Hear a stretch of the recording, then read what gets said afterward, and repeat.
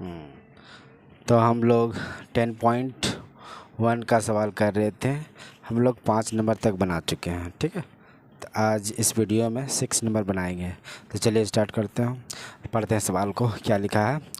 सुप्रिया ने एक घड़ी खरीदी है। यदि घड़ी को 370 रुपया में बेचे तो उसे जितना लाभ हुआ होगा 210 रुपया में बेचने पर उतना ही हानि होगी। यानी घड़ी को जब 370 रुपये हम जब बेचते हैं ना तो उतना ही लाभ होता है, ठीक है। और उसके बाद बोल रहा है कि 210 रुपये हम जब बेचते हैं ना तो उतना ही हानि हो रहा है, ठीक है। तो पता करना है कि घड़ी के क्रय मूल्य की गणना करें। तो घड़ी की क्रय मूल्य की गणना करें। तो ये सवाल तो किससे बनाया? तो इसको चलिए मान के बनाते हैं, ठीक है। सवाल नंबर कितना है? 6 नंबर। ये सवाल को हम मान के बनाएंगे। तो यहाँ क्या बोल रहा है? सुप्रिया एक घड़ी 370 रुपये में बेचे तो जितना लाभ होगा 210 रुपये में बेचने पर उतना ही हानि होगा।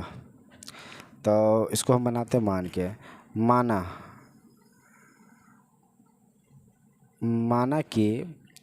माना कि घड़ी का क्रय मूल्य, घड़ी का क्रय मूल्य x रुपया, ठीक है। क्या मानेंगे? x करके मानेंगे। कितना है? x रुपया, ठीक है। उसके बाद बोल रहा है कि इसका लाभ हो रहा है। कब लाभ हो रहा है? जब 370 रुपये हम बेचते हैं तो लाभ हो रहा है, ठीक। और 210 रुपये में बेचते हैं तो हानि हो रहा है। तब जब हम लाभ निकालते हैं तो क्या होता है? विक्रय मूल्य घटाव क्रय मूल्य होता है। तो यानी जो लाभ होगा, यानी विक्रय मूल्य, यानी 370 रुपये हम बेच रहे हैं, यानी विक्रय मूल्य है। 370 रुपये क्या है? विक्रय मूल्य है। तो इसको लिखेंगे 370 रुपया घटाव क्रय मूल्य कितना है? x रुपया है ना, जो माने हैं। तो यहाँ x रुपया लिख दे रहे हो। और जब हानि होता है, हानि का फार्मूला क्या होता है? क्रय मूल्य घटाव विक्रय मूल्य। तो यानी ये जो देख रहे हैं 210 रुपये में बेच रहे हैं, ये क्या है? विक्रय मूल्य है। और x क्या है? क्रय मूल्य है। तो यानी x घटाव 210। लाभ बराबर क्या है? विक्रय मूल्य घटाव क्रय मूल्य। और हानि बराबर क्या है? क्रय मूल्य घटाव विक्रय मूल्य, ठीक है। अब क्या बोल रहा है कि बेचने पर, तो हमको क्या निकालना है? घड़ी के क्रय मूल्य निकालना। तो हम क्या करेंगे? प्रश्नानुसार कितना नंबर का सवाल? 6 ना। तो प्रश्नानुसार क्या होगा? 370 घटाव x बराबर x घटाव 210, प्रश्नानुसार, ठीक है। उसके बाद क्या करेंगे? 370 घटाव x और x घटाव 210। देखिए ये वाला जो देख रहे हैं 210 ये साइड लेके चलाते हैं, ये माइनस वाला x ये साइड लेके चलाते हैं। तो ये माइनस है तो क्या होगा? इस साइड आएगा तो प्लस में हो जाएगा। 370 प्लस 210 बराबर ये इधर आ जाएगा, यानी x प्लस x हो जाएगा। ये वाला x ये वाला x यहाँ आ जाएगा, ठीक है। तो कितना हो जाएगा? यानी 580 बराबर 2x, यानी x बराबर क्या आ जाएगा? 580/2, यानी x बराबर क्या आ जाएगा? 580/2। अब इसको हम काटेंगे तो क्या आ जाएगा? 2 2 दूनी 4 9 दूनी 18 0। यानी घड़ी का क्रय मूल्य क्या हो जाएगा? x बराबर क्या हो गया? 290। यानी घड़ी का क्रय मूल्य बराबर 290 रुपया, ठीक है। अब इसका अगला सवाल बनाते हैं 7 नंबर का। तो 7 नंबर का क्या है? तो इसको पढ़ लिया जाए। मेरी बहन ने अरुण मामा की दुकान, ठीक है, दुकान से 255 रुपया में एक छाता खरीदा, ठीक है। तो अरुण मामा यदि छाता का निर्धारित मूल्य पर, यहाँ क्या लिखा हुआ? निर्धारित मूल्य पर 15% की छूट दे तो उस छाता का निर्धारित मूल्य का गणना करके लिखे। देखिए यहाँ पर एक नया टर्म दिया हुआ है, निर्धारित मूल्य। तो निर्धारित मूल्य किसे कहते हैं? निर्धारित मूल्य ही अंकित मूल्य को कहते हैं, ठीक है। तो निर्धारित मूल्य किसे कहते हैं? जब किसी सामान या कोई वस्तु में उस पर दाम लिखा होता है ना, मतलब उसमें मूल्य प्रिंट होता है उसी को हम क्या कहते हैं, निर्धारित मूल्य कहते हैं या अंकित मूल्य भी कह सकते हैं। ठीक है, मतलब किसी वस्तु या सामान के जो पैकेट पर जो लिखा होता है ना, उसी को हम निर्धारित मूल्य कहते हैं। ठीक है, और उस पर जब निर्धारित मूल्य पर ही हम लोग क्या करते हैं, छूट देते हैं। तो वही जो छूट होता है तो किस पर छूट होता है, निर्धारित मूल्य पर ही छूट होता है। ठीक, और उस पर ही छूट होता है, तो वही हो जा हमारा बट्टा हो गया, यानी छूट हो गया। ठीक है, तो वही जब हम निर्धारित मूल्य में जब छूट को हम घटाते हैं तो क्या होता है, विक्रय मूल्य प्राप्त होता है। ठीक है, मतलब सेलिंग प्राइस प्राप्त होता है। ठीक, तो चलिए इस सवाल को करते हैं, उसके बाद इसे समझते हुए चलते हैं। 7 नंबर, तो विक्रय मूल्य कितना है, यहाँ विक्रय मूल्य 255 रुपया है। ठीक है, जो कि खरीदा, जो कि निर्धारित मूल्य है। ठीक है, तो छाता का निर्धारित मूल्य क्या हो जाएगा, ना ये है विक्रय मूल्य है।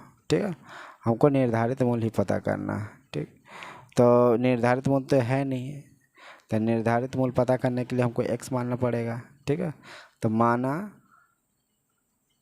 माना कि छाता है ना, हाँ छाता, माना कि छाता की निर्धारित मूल्य क्या है, x रुपये। ठीक है, अब बोल रहा है यहाँ पर कि 15% का छूट दे। अब देखिए निर्धारित मूल्य x रुपया है, इसमें 15% की छूट दे रहा है, तो जब हम इसको माइनस करेंगे निर्धारित मूल्य में, तो हमें क्या प्राप्त होगा, सेलिंग प्राइस प्राप्त होगा, यानी विक्रय मूल्य ही प्राप्त होगा। ठीक है, तो यानी छूट कितना है, तो छूट है 15% का, है ना। तो मगर इसमें हम क्या करें, अब कितना छूट हो रहा है, यानी निर्धारित मूल्य में ही तो करेंगे, तो x का कितना 15/100, 5 दिया 15, 5 का 20, यानी 3x/20, यानी इतना रुपया हम क्या करेंगे, घटाएंगे, तब हमें विक्रय मूल्य प्राप्त होगा। तो यानी छाता का विक्रय मूल्य क्या हो जाएगा, छाता का विक्रय मूल्य, तो क्या होगा, निर्धारित मूल्य x रुपया है, इसमें हम घटा देंगे छूट, कितना छूट है 3x, 3x/20। ठीक है, अब इसको हम क्या करेंगे, भिन्न का घटाव करेंगे, यानी 20, 20x घटाव 3x, यानी घटाएंगे कितना आएगा 17x/20 रुपये। देखिए अब छाता का विक्रय मूल्य प्राप्त हो गया 17x/20, क्योंकि छूट मेरा कितना था 3x/20, यानी 15% जब हम निकाले हैं, जो 15% जो छूट था तो इतना हमको हो रहा 3x/2, छूट निकालने के बाद निर्धारित मूल्य पर, अब बेच रहे कितना, घटाने के बाद 17x/20। ठीक है, अब प्रश्न अनुसार करते हैं। ठीक, तो देखिए ये हमारा विक्रय मूल्य हो गया, और ऑलरेडी यहाँ विक्रय मूल्य कितना दिया हुआ 255 दे दिया, यहाँ पर विक्रय मूल्य है, यहाँ पर भी विक्रय मूल्य है। ठीक है, तो यानी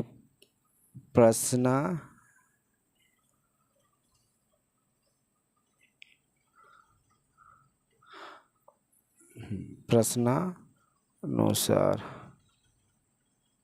तो छाता का विक्रय मूल्य कितना था 17x/20, जो कि विक्रय मूल्य कितना है 255 के बराबर, 255।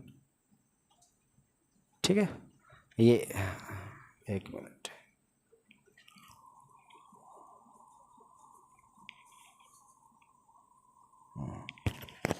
अब 17x बराबर 255 गुना 20।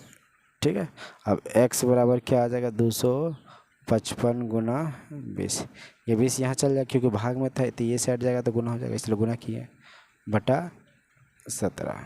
ठीक है, अब इसको हम काटते हैं, 17 एकम 17, ठीक, ये 8 और 5 निकला, तो 17×5 = 85। तो x बराबर क्या हो जाएगा, x बराबर हो जाएगा 15 गुना 20, 15 दूनी 30, 30 यानी 300। ठीक है, कितना आ गया 300 आ गया, यानी छाता का निर्धारित मूल्य पता चल गया x रुपया, यानी छाता का निर्धारित मूल्य कितना आ गया 300 रुपया। ठीक है, तो यहाँ पर क्या पूछा 7 नंबर में, निर्धारित मूल्य का गणना करें। हमेशा याद रखिएगा निर्धारित मूल्य पर ही डिस्काउंट दिया जाता है, उसके बाद हमें क्या सेलिंग मूल्य पता चल जाता है कि हमको कितना बेचना है। ठीक है, जो सामान में प्रिंट लिखा होता है वही निर्धारित मूल्य होता है या अंकित मूल्य, दोनों एक ही चीज़ होता है। ठीक है, तो चलिए अब 8वां नंबर पर चलते हैं। तो चलिए 8 नंबर का सवाल करते हैं। मेरे मित्र कहानी की एक किताब 25% छूट पर खरीदता। देखिए यहाँ 25% छूट पर बोला, यानी हमें निर्धारित मूल्य पर ही छूट मिलेगा। 25% घटाएंगे निर्धारित मूल्य पर। ठीक है, वो यदि किताब को निर्धारित मूल्य पर ही बेचे, अब बोल रहा है कि निर्धारित मूल्य पर ही बेचना है। ठीक है, जब बेचेंगे तो उसे कितना प्रतिशत का लाभ या हानि होगा, या लाभ होगा या हानि होगा। ठीक है, तो हम क्या करेंगे, चलिए करते हैं इसको।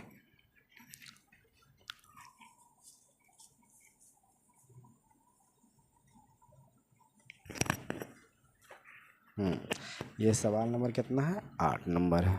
ठीक है, तो देखिए कितना 8 नंबर था, तो माना कि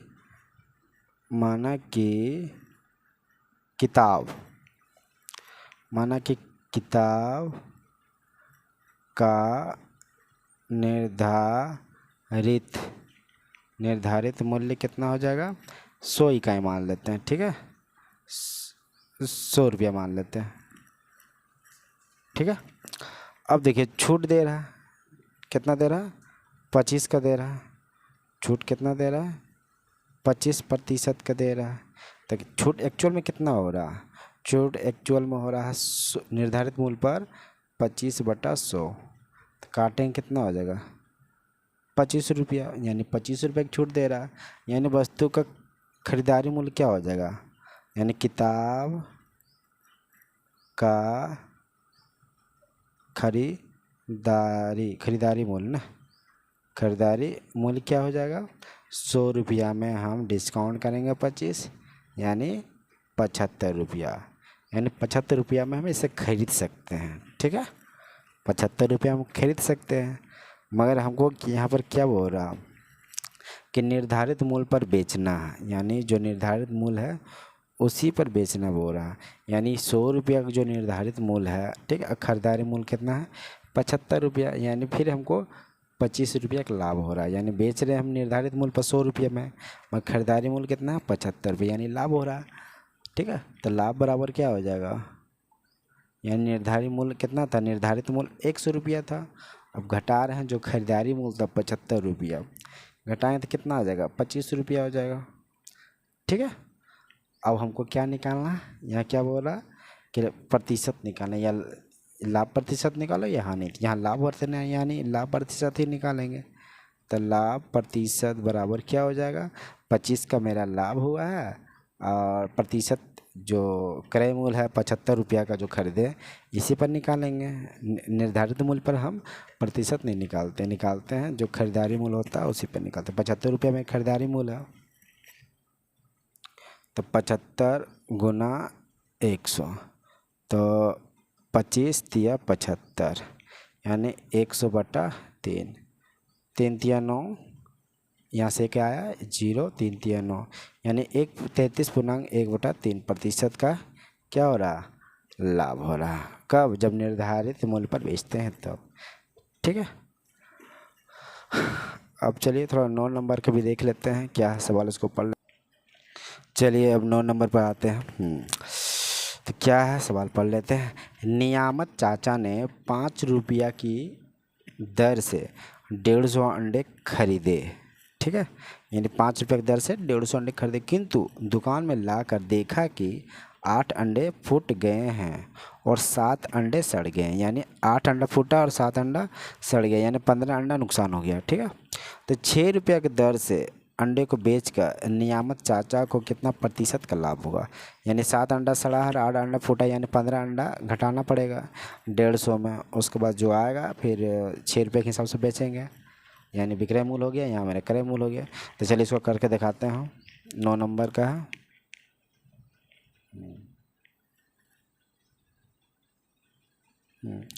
तो देखिए 5 रुपया की दर से ना 5 रुपया की दर से खरीदता है ना, खरीदता है 150 अंडे। ठीक है, तो यानी 150 अंडे का क्या हो जाएगा, 150 गुना 5 हो जाएगा। 150 गुना 5 क्या होगा, 750 रुपया हो। यही हमारे क्या हो गया, अंडे का क्रय मूल्य हो गया। यानी क्या हो जाएगा,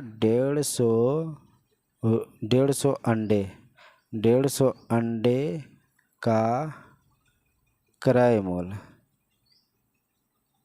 क्या हो जाएगा, वही 150 अंडा गुना 5 रुपया, यानी कितना हो जाएगा, 750 रुपया। ये क्या है, ये अंडे का क्रय मूल्य है। ठीक है, अब हमें क्या पता करना है, कितना अंडा खराब हुआ, 8 अंडा फूटा है और 7 अंडा सड़ गया। यानी लिखेंगे फूटे और सड़े, फूटे और सड़े अंडों की संख्या, अंडों की संख्या प्राप्त कर लेते हैं। कितना हो जाएगा, 8 + 7, यानी क्या हो जाएगा, 15 अंडा खराब हो गया, 15 अंडे। तो यानी 150 अंडा हम लेके आए खरीद के, जो कि 750 रुपये पड़ा। अब 150 अंडा में 15 अंडा मेरा ख़राब हो गया है ना, तो हम घटा देंगे तो शेष अंडा ही बचेगा मेरा। तो शेष अंडा क्या हो जाएगा, शेष अंडा मेरा हो जाएगा 150 में हम 15 घटा देंगे तो क्या हो जाएगा, 135 अंडे। ठीक है, अब हमको यहाँ क्या बोल रहा है, यहाँ 6 रुपये की दर से अंडे को बेचकर, जो अब घटा देने के बाद 6 रुपये की दर से अंडे को बेचकर अब कितना प्रतिशत लाभ या हानि हो रहा है। अब विक्रय मूल्य पता करेंगे 135 अंडे का, तो 135 अंडे का विक्रय मूल्य क्या आ जाएगा, 135 गुना 6 रुपया। ठीक है, 135 अंडे का विक्रय मूल्य क्या हो जाएगा, 6 रुपया। 6 रुपये के हिसाब से बेच रहे हैं, यानी 6 रुपये की दर से, यानी कितना हो जाएगा, यानी गुना कर लेते हैं हम, 135 गुना 6, 6×5 = 3, 6×3 = 18, 19, 20, 21, 2, 8, 810 रुपया। क्या हो जाएगा, 810 रुपया। यानी हम जब खरीद के लाए थे कितना हो गया था, 750 रुपया। ठीक है, अब 15 अंडा घटा दिए हैं, तो अब बेच रहे हैं तो कितना पड़ रहा है, 810 रुपया। यानी हमको क्या हो रहा है, लाभ हो रहा है। जब लाभ होगा तो लाभ प्रतिशत ही आएगा, तो हम क्या लिखेंगे, लाभ बराबर क्या हो जाएगा, 810 घटाओ 750, 0 0, 11 में से 5 जाए 6, 6 7 में 7 जाए 0, यानी 60 रुपया का हमें क्या हो गया, लाभ हो गया। अब हमें क्या निकालना है, लाभ प्रतिशत। तो लाभ प्रतिशत बराबर क्या हो जाएगा, कितना लाभ हो रहा है, 60, खरीद के कितना लाए, 750 रुपया में, यानी क्रय मूल्य गुना 100, यानी लाभ बटा क्रय मूल्य गुना 100। ये काट दिए 0 0, ये काट रहे 3 दूनी 6, ये हो जाएगा 3 दूनी 6, 3 5 15, 3 दूनी 6, 3 दूनी 6, हाँ। उसके बाद काटेंगे 25 चौके 100, यानी 4 दूनी 8, यानी 8% का क्या हो गया, लाभ हो गया। ठीक है, यानी 9 नंबर में क्या हो जाएगा, चाचा कितना प्रतिशत लाभ, यानी 8% का लाभ। तो बस आज इतना ही रहेगा, अगला दिन नेक्स्ट वीडियो में 10 से बनाएंगे। ठीक है, चलिए।